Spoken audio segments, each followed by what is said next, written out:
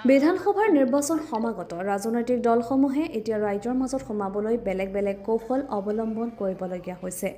কংগ্ৰেছ দলেও এতিয়া ভোটাৰৰ মন জয় কৰাৰ বাবে নতুন চিন্তা চৰ্চা কৰা দেখা গৈছে। দেওবাৰে মৰিয়নি কঠালগুৰি চাহ বাগিচাত অসম প্ৰদেশ কংগ্ৰেছৰ মেডিকেল শাখা আৰু যোৰহাট জিলা কংগ্ৰেছৰ উদ্যোগত তথা আশাৰ সহযোগত এক বিনামূলীয়া চিকিৎসা শিবিৰ অনুষ্ঠিত কৰে আৰু কেইবাজনো অভিজ্ঞ চিকিৎসকৰ দ্বাৰা স্বাস্থ্য পৰীক্ষা কৰোৱা হয়। লগতে বিনামূলীয়াকৈ ঔষধও প্ৰদান কৰা হয়।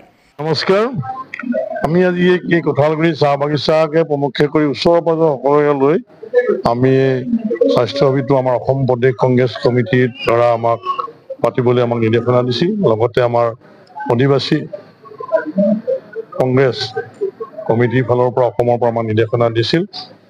আমি এতিয়া স্বাস্থ্য শিবিৰটো আমি যোৰহাট জিলাত প্ৰথমে আমি শুভ উদ্বোধন কৰিছোঁ। আমি ডক্টৰক মাতি আনিছোঁ। ডক্টৰ যদুনাথ বুঢ়াগোহাঁই আছে, তেখেতে নেতৃত্বত বেছি আৰু ডক্টৰ চিকিৎসক লৈ আহিছে। এই অঞ্চলত ধৰি লওক যিবিলাক চিকিৎসা পাবলগীয়া আছে বিনামূলীয়াকৈ আমি চিকিৎসা কৰাৰ উপৰিও আমাৰ দৰৱ পাতিও ইয়াত দিয়াৰ ব্যৱস্থা আমি কৰিছোঁ। আমি কংগ্ৰেছ দলে বিচাৰিছোঁ, আমাৰ নিৰ্দেশনা আহিছে যে আমি বাগান অঞ্চলত অসমত কৰিম। এতিয়া আমি বাগান অঞ্চলৰ যিবিলাক দুখীয়া মানুহ আছে, আমি দলৰ ফালৰ পৰা কিঞ্চিত হ'লেও যাতে আমি কিবা এটা দিব কৰিব পাৰোঁ, আমি সেইকাৰণে আমাৰ মাননীয় সভাপতি তথা আমাৰ যোৰহাটৰ সাংসদ নিৰ্দেশনা জাৰি কৰিছে। আমি সেইমতে সকলোৱে এইবিলাক কৰি গৈছোঁ।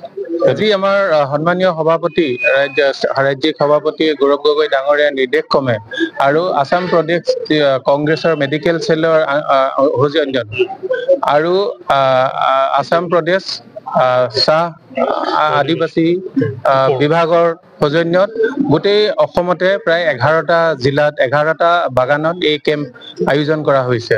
মানে আমি এখন ইয়াত বিভিন্ন ধৰণৰ ডক্টৰ আছে। আজি আমাৰ গাইনকলজিষ্ট আছে, পেডিয়াট্ৰিক্সৰ আছে বা শিশু বিভাগৰ আছে, চাৰ্জন আছে আৰু মই এজন কৰ্কট ৰোগৰ বিশেষজ্ঞ হিচাপে মোৰ নাম ডক্টৰ যদুনাথ বুঢ়াগোহাঁই। এইটো অল আসামত কৰা হৈছে।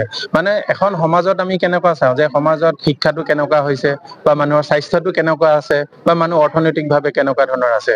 আৰু আমি দেখা যাওঁ যে আমাৰ বৰ্তমান অসমৰ মেটাৰ্নেল মৰ্টেলিটি যিটো মৰ্টেলিটি ৰেট বুলি কয় বা শিশুৰ ইনফেণ্ট মৰ্টেলিটি ৰেট, এইটো বহুত বেছি, বহুত তুলনাত। আৰু বাগান বিলাকতে মেক্সিমাম এইটো দেখা যায়। ইনফেণ্ট মৰ্টেলিটিয়ে হওক বা মেটাৰ্নেল মৰ্টেলিটিয়ে হওক বা এনিমিয়াই হওক বা মানুহৰ লাইফ এক্সপেক্টেঞ্চিয়ে হওক, এই যথেষ্টটো আমাৰ বাগান অঞ্চলত যথেষ্ট কম। গতিকে প্ৰথম পদক্ষেপ হিচাপে আমি বাগান বিলাকতে আমি টাৰ্গেট লোৱা হৈছে, যাতে বাগানৰ মানুহবিলাকৰ যদি আমি স্বাস্থ্য ভাল হয় তেতিয়াহ'লে হয়তো আমাৰ সমাজখন যথেষ্ট ধৰণৰ উন্নতি হ'ব। গতিকে আমাক স্পেচিয়েলি আমি গাইনকলজিষ্ট ৰখা হৈছে, কাৰণ মহিলাসকলৰ এইটো কেনেকে ধৰণৰ আগবঢ়া, কেনেকে তেওঁলোকক গাইড কৰিব লাগে বা কেনেকে ধৰণৰ চিকিৎসা কৰিব লাগে, এনিমিয়া দূৰ কৰাৰ পৰা বা মেটাৰ্নেল মৰ্টেলিটি আমি কেনেকে হ্ৰাস কৰিব পাৰোঁ বা ইনফেণ্ট মৰ্টেলিটিৰ ক্ষেত্ৰতো তেনেকে ধৰণৰ আমাৰ শিশু বিভাগৰ ডক্টৰ আছে। গতিকে এই পদক্ষেপ লোৱা হৈছে আৰু এইটো আমাৰ অবিৰতভাৱে এতিয়া চলি থাকিব। য'তে প্ৰয়োজন হয় আছো আমি, আমাক যদি আমাৰ জিলা কংগ্ৰেছত তেওঁলোকে যদি খবৰ কৰে বা মেডিকেল শাখাত খবৰ কৰে যে এইটো জেগাত আমি মানুহ আয়োজন কৰিছোঁ, আপোনালোকে আহক, আমি চেষ্টা কৰিম। ইয়াত বহুত ধৰণৰ সহজতে যিখিনি প্ৰয়োজন হয়, বিনামূলীয়া যিখিনি মেডিচিন আমাক লাগে, কাহৰে দৰৱ, বিষৰে হৈছে বা পেট বেয়া হৈছে, এণ্টিবায়টিকে হওক বা কিবা খজুৱতি হৈছে বা বিষ হৈছে, বিভিন্ন ধৰণৰ ডায়েবেটিছৰ পৰা আৰম্ভ কৰি এজমাৰ পৰা আৰম্ভ কৰি বিভিন্ন ধৰণৰ আমি মেডিচিন অনা হৈছে ফ্ৰীভাৱে। বহুত ভাল মেডিচিন হয় এইখিনি। ইয়াত চিকিৎসা সেৱা আগবঢ়োৱা চিকিৎসকসকল আছিল যোৰহাট সঞ্জীৱনী হস্পিটেলৰ সঞ্চালক ডক্টৰ চন্দ্ৰ বৰা, গুৱাহাটী কৰ্কট বিশেষজ্ঞ ডক্টৰ যদুনাথ বুঢ়াগোহাঁই, স্ত্ৰীৰোগ বিশেষজ্ঞ ডক্টৰ জোনমণি বৰগোহাঁই, গুৱাহাটীৰ ডক্টৰ আনিছুৰ ৰহমান, শিশু ৰোগ বিশেষজ্ঞ শ্ৰুতি বৰা ইত্যাদি। যোৰহাটৰ জিলা কংগ্ৰেছৰ সভাপতি পুতুল গোহাঁই, সদৌ অসম আদিবাসী চাহ জনজাতি কোষৰ উপদেষ্টা প্ৰাণ কুৰ্মীকে আৰম্ভ কৰি কেইবাজনো গণ্যমান্য ব্যক্তি উক্ত অনুষ্ঠানত উপস্থিত থাকে। বাগিচা অঞ্চলত আমাৰ প্ৰদেশ কংগ্ৰেছৰ সভাপতি গৌৰৱ গগৈ ডাঙৰীয়া নেতৃত্বত এটা চিকিৎসক চেল বনালে আৰু এই চেলটো উদ্যোগ লৈ আছে আমাৰ যদুনাথ বুঢ়াগোহাঁই ডাঙৰীয়া কেঞ্চাৰ অভিজ্ঞ বিভাগৰ। আৰু ইয়াত বিভিন্ন বিভাগৰ ডক্টৰ ইয়ালৈ আহিছে আৰু আমাৰ লগত আলোচনা কৰোঁতে আমি কৈছিলোঁ যে সাধাৰণতে মানে বাগানৰ যিখিনি মানুহ, সেই মানুহখিনি বাগানৰ কামৰ লগত ব্যস্ত হৈ থাকোঁতে তেওঁলোকে মানে বেমাৰ বুলি ক'লে মানে যোৰহাটলৈকে ওলাই যোৱাটো তেওঁলোকৰ কাৰণে যথেষ্ট অসুবিধা হয়। গতিকে এইটো বাগানৰ ক্ষেত্ৰত অকণমান গুৰুত্ব দিলে ভাল হয়। তেখেতে বাগানৰ কথা কওঁতে বাগানৰ কথাটো তেখেতে গুৰুত্ব সহকাৰে লৈ পেলাই এতিয়া বাগানৰ কাৰণে আমাৰ আৰম্ভ কৰিছে চিকিৎসা হেৰিটো। ইয়াৰ পিছত গাঁৱলৈ যাব, বাগান গাঁও সকলোকে আমি সাঙুৰি লওঁ। কিন্তু কথা হ'ল আজি আমাৰ দলে এটা বস্তু গম পাইছে যে চিকিৎসাৰ ক্ষেত্ৰত বাগানৰ মানুহখিনি মানে চিকিৎসা দৰৱৰ দাম যিমান হৈ গৈছে, ডাক্তৰ ফিজ যিমান হৈছে, সেইফালৰ পৰা মানে যথেষ্ট মানুহখিনি যিটো পইচা পায় সীমিত, সেই পইচাটো দি পেলাই তেওঁলোকে ভাল চিকিৎসা কৰোৱাটো মানে তেওঁলোকৰ কাৰণে যথেষ্ট কঠিন হৈ পৰিছে। আৰু তাৰ কাৰণে বহুত মানুহ মানে মৃত্যুৰ মুখতো পৰিছে। বিনামূলীয়া চিকিৎসা কৰিছে বুলি কৈছে, আমি কিন্তু তেনেকুৱা বিনামূলীয়া চিকিৎসাত মানে যিমান উপকৃত হ'ব লাগে ইমান উপকৃত হোৱা আমি দেখা নাই। এতিয়াও মানে কেতিয়াবা মানে দৰৱৰ কাৰণে কাগজটো লিখি দিয়া দৰৱটো বাহিৰৰ পৰাই কিনি ল'বলগীয়া হয়। মোৰ ওচৰতে তিতাবৰতে আছে হস্পিটেল, তাত আমি দেখিছোঁ, কিন্তু দৰৱ দিয়া দেখা নাই, অকল দৰৱ লিখি দিয়াহে দেখিছোঁ। গতিকে এইটো আপোনাৰ মানে এনেই মানুহৰ আগত গাই শুনোৱা আৰু হাতে কামে কৰা এই দুটা অলপ পাৰ্থক্য আছে। সেইটো কৰি থাকিব, চলি থাকিব তেনেকুৱা।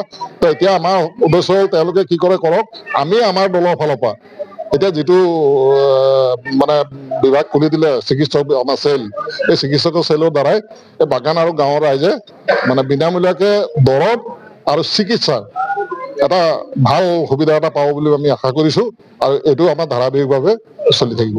হয়, আজি অসম প্ৰদেশ কংগ্ৰেছ কমিটিৰ উদ্যোগত আৰু আমাৰ অসম প্ৰদেশ কংগ্ৰেছ কমিটিৰ সভাপতি শ্ৰী গৌৰৱ গগৈ আহ্বান মৰ্মে আজি কঠালগুৰি অঞ্চলত প্ৰথম স্বাস্থ্য শিবিৰ লোৱা হৈছে। আৰু স্বাস্থ্য শিবিৰ লোৱাৰ উদ্দেশ্যটো এইটোৱে যে আজি ইমান দিনে মৰণি সমষ্টিৰ আমাৰ অন্তৰ্গত যিমানখন আমাৰ আজি ধৰি লওক চুঙি লাহিঙৰ আপোনাৰ যিখন হস্পিটেল আছে, আমাৰ তৰুণ গগৈ ছাৰ দিনতে এটা এখন স্থাপন কৰা, সেই তাত ন্যূনতম সুবিধাখিনিও নাই। আৰু সেই সুবিধাখিনি ন্যূনতম নাই কাৰণে আজি মানুহে বহুত দুখ কষ্ট কৰি পিনি আজি মৰিনীৰ পৰা গৈ যোৰহাটৰ টাউনলৈ যাবলগীয়া হয়। তো তাৰ সৰু সৰু জ্বৰ চৰ্দি কাহ পৰা আদি কৰি সৰু বেমাৰবিলাকৰ কাৰণে আপুনি ইমান যদি যোৰহাটলৈ যাবলগীয়া হয়, তেনেকুৱা পৰিস্থিতিত আমি ৰাইজৰ অলপ সুবিধা হোৱা কাৰণে আমি এটা যি প্ৰথম মেডিকেল কেম্প এটা আমি আয়োজন কৰিছোঁ। আৰু পৰ্যায়ক্ৰমে আৰু আমি এইটো মৰণি সমষ্টিত আৰু আমি লৈ থাকিম মেডিকেল কেম্প। আৰু এয়া আৰম্ভণিহে হয়। চ' এইটো নিৰ্বাচনী বুলি নহয়, আপোনাৰ চাওক আজি আমাৰ বিৰোধী যিজন আমাৰ বিৰোধী বিধায়ক আছে, তেওঁ আজিতো 20-25 বছৰে তেওঁতো ইয়াত শাসন কৰি আছে।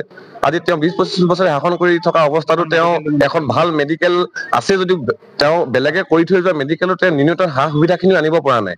তো তাৰ পৰিপ্ৰেক্ষিতত আমিতো বাধ্য এনেকুৱা এটা পৰ্যায় ল'ব, কাৰণ তেওঁ যিখিনি তেওঁ ল'ব লাগিছিলে আৰু প্ৰেছাৰ মেচিন হওক বা যিখিনি নিম্নতম সুবিধাখিনি তেওঁ ল'ব পাৰে, আৰু পৰাপক্ষত তেওঁ সেইখিনি ল'ব লাগিছিলে আমাৰ মাননীয় বিধায়কগৰাকীয়ে। কিন্তু এতিয়ালৈকে বৰ্তমান তেওঁ কোনো মেডিকেলৰ ক্ষেত্ৰত একো এটা পদক্ষেপ লোৱা নাই। মৰিয়নিৰ পৰা সূৰ্য দাসৰ ৰিপৰ্ট, এনি এক্সপ্ৰেছ।